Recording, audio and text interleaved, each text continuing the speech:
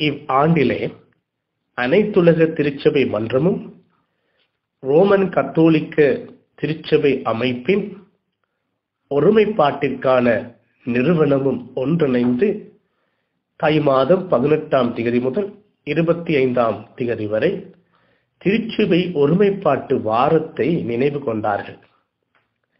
இதன் கருப்பொருளாக தண்ணீர் குடிக்க தாருங்கள், குடிக்க எனக்கு தாருங்கள் என்பதே கருப்பொருளாக காணப்பட்டது. இதனை யோவான் 4ஆம் அதிகாரம் 24ஆம் வாக்கியத்திலே நாங்கள் படிக்கலாம். யோவான் 4ஆம் அதிகாரம் 7ஆம் வசனத்திலே இதனை படிக்கலாம். எனவே இப்பகுதியில் ஆண்டவர் இயேசுவுக்கும் சமாரிய பெண்ணுக்கும் இடையே நிலவுகின்ற ஓர் உரையாடலை பார்க்கிறோம். யூதருக்கும் சமாரியர்களுக்கும் இடையே பிளவு காணப்பட்டது. இந்த சமாரியர்கள் என்பவர்கள் யார்? இவர்கள் கிறிஸ்துவுக்கு முன் 721ஆம் ஆண்டு 10 கோத்திரங்களும் அழிவடைந்த சூழ்நிலையிலே இஸ்ராயேல் ஜனங்கள் அசீரியருக்கு விற்கப்படுகின்றார்கள். அங்கு அடிமைகளாக சென்று வாழ்கின்றார்கள்.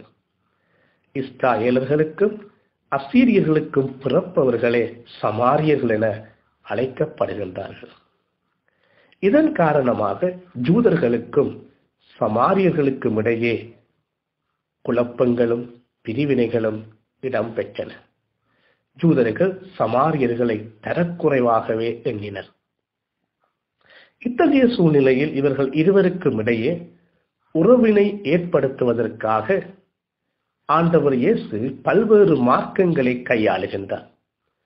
குறிப்பாக இவர்கள் இருவரையும் ஒருமைப்படுத்துவதற்காக 3 முக்கியமான முறைகளை இங்கு அவர் கையாளுகின்றார். அவைகளை உங்களோடு பகிர்ந்து கொள்ள விரும்புகின்றேன். முதலாவதாக, யூதர்கள் ஜெருசலேம் ஆலயத்திலே கடவுளை வழிபட்டார்கள். ஆனால் சமாரிய பெண்ணோ சீகார் என்று சொல்லப்பட்ட மலையிலே கடவுளை வழிபட்டார்கள். இவர்கள் இருவரும் கடவுளை கட்டுப்படுத்துகின்றார்கள். யூதர்கள் கூறுகின்றார்கள் கடவுள் எருசலேம் மலையிலே மாத்திரம் இருக்கிறார். சமாரியர்கள் கூறுகிறார்கள் இல்லை, அவர் சீகாரின் மலையிலே மட்டும் இருக்கிறார் என்று கூறுகின்றார்கள். கடவுள் எங்கிருக்கிறார், அவருடைய செயற்பாடு எத்தகையது என்ற அடித்தளத்திலே இவர்கள் இருவருக்கும் இடையிலே அங்கு போராட்ட முரண்பாடு. எனவே இவர்களை ஒருமைப்படுத்துவதற்காகவே ஆண்டவன் இயேசு கடவுளை ஆவியாய் இருக்கிறார் என அறிமுகப்படுத்துகிறார். யோவான் 4:24 கடவுள் ஆவியாய் உள்ளார், அவரை தொழுபவர்கள் ஆவியோடும் உண்மையோடும் தொழ வேண்டும் என கூறுவதன் அர்த்தம் என்ன என்று பார்த்தால், யூதர்களையும் சமாரியர்களையும் ஒருமைப்படுத்தும் வகையிலே கடவுளை ஆவியாய் காண்பிக்கிறார். ஆவியை யாருமே கட்டுப்படுத்த முடியாது. யூதர்களோ சமாரியர்களோ கட்டுப்படுத்திவிட முடியாது. அவர் ஆவியாய் உள்ளார் என கூறுகிறார். இரு இனத்தையும் ஒருமைப்படுத்த இறைவனை ஆவியாய் புதிய வடிவாய் இயேசு காண்கிறார். இரண்டாவதாக, ஆண்டவர் இயேசு இருவருக்கும் இடையிலே ஒற்றுமையை ஏற்படுத்தும் வகையிலே சமாரிய பெண்மணியை பார்த்து தாகத்திற்கு தண்ணீர் குடிக்க எனக்கு தார் என்று கேட்கிறார். யூதர்கள் சமாரியர்களிடத்திலே எத்தகைய தொடர்புகளையும் கொண்டிருக்க விரும்புவதில்லை. குறிப்பாக யூத ஆண்மகன் சமாரிய பெண்ணுடன் பேச மாட்டார் பகிரங்கமாக. இந்த சூழ்நிலையிலேதான் ஆண்டவன் இயேசு தாகத்திற்கு தண்ணீர் தா என்று கேட்கிறார். ஆண்டவர் இயேசு ஆயத்தமாகின்றார். சமாரிய கிணற்றிலே, சமாரிய பெண்ணின் கிண்ணத்திலே தண்ணீர் குடிக்க ஆயத்தமாகின்றார். ஒற்றுமையை புரிந்துணர்வை ஏற்படுத்த வேண்டுமே என பிறருடைய கிணறுகளில் தண்ணி குடிக்க நாங்கள் ஆயத்தமாக வேண்டும். இன்று ஒவ்வொரு திருச்சபைகளும் ஏனைய திருச்சபைகளின் கிணறுகளிலே தண்ணீரை குடித்து ருசியை பார்க்க அழைக்கப்படுகின்றது.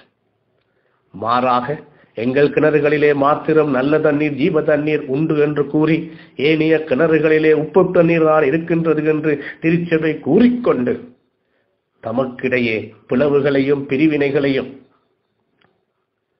பேரம் பேசி வருகின்ற ஒரு உலகிலேதான் நாங்கள் வாழ்கின்றோம்.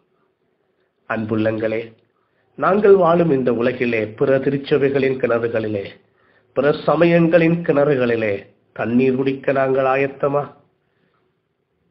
மூன்றாவதாக, ஆண்டவர் இயேசு சிறப்பாக சமாரிய பெண்ணை நோக்கி நகர்ந்து சென்றார்.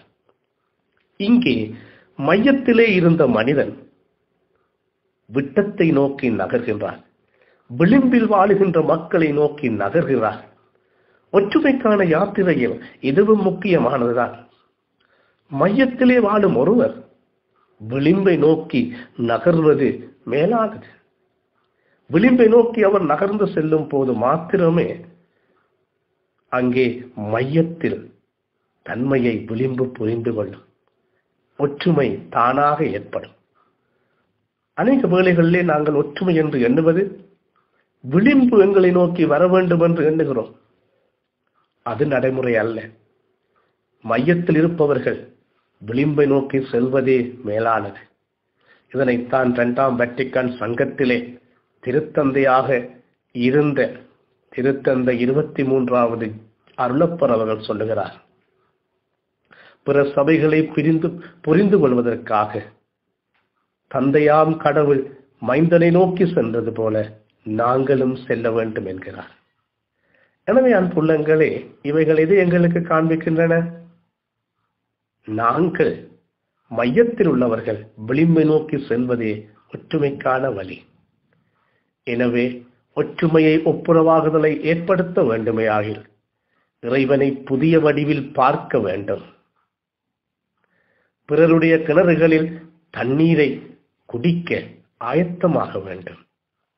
மையத்தில் இருப்போம் நாங்கள் விளிம்பை நோக்கி பிரயாணிக்க வேண்டும்.